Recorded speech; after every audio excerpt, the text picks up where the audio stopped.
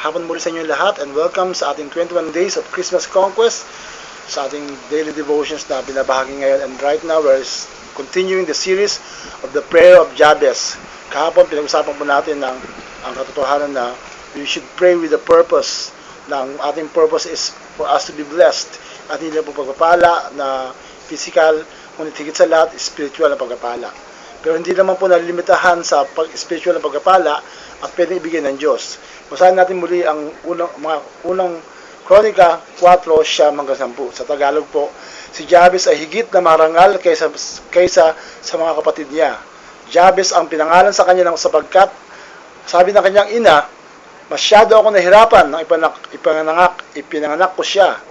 Ngunit nanalangin si Jabez sa Diyos ng Israel at sinabi, pagpalain po ninyo ako, palawakin ninyo ang aking lupain, samahan po ninyo ako at ingatan sa anumang kasawiang makakasakit sa akin, at ipinagkaloob ng Diyos sa kanya ang kanyang kahilingan.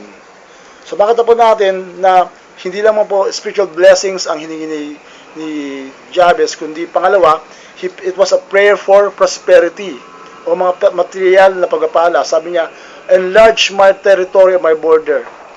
At sa panalangin ito, hindi ito selfish o pangsariling panalangin lamang. May dahilan na kung bakit nais niya ang kanyang territory ay lumawak.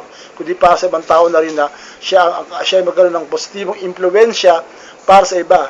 Kaya kung tayo mananalangin na pagpalain tayo ng Panginoon, hindi lamang po para sa ating sarili, kundi sa pamamagitan natin, may mga tao makikinabang na sa ating paglawak ng impluwensya, sa paglawak ng ating teritoryo, people will be blessed. At sino po yung gusto natin maabot na sa pamamagitan ng ating positive influence?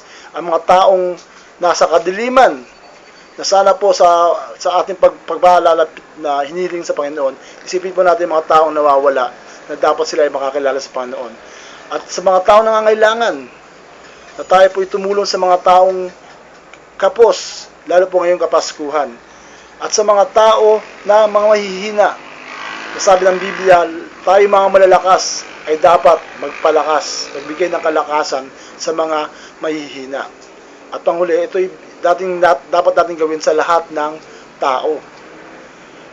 Magmula sa ating pamilya, sa ating family of God, sa ating spiritual family, at sa mga tao sa paligid po natin. Hindi natin lilimitahan ang ating pagpapala sa ilang tao lamang, kundi as much as we can. Dahil alam naman natin, the more we share our blessings, the more we give it, the more we will be blessed, the more we will receive.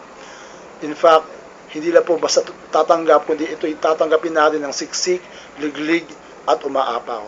So ngayon po, patuloy po tayo maging pagpapala kung paano si Jabez pinagpala ng Diyos to extend his territory and be a blessing to the rest of the world.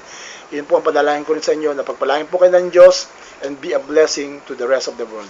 God bless you.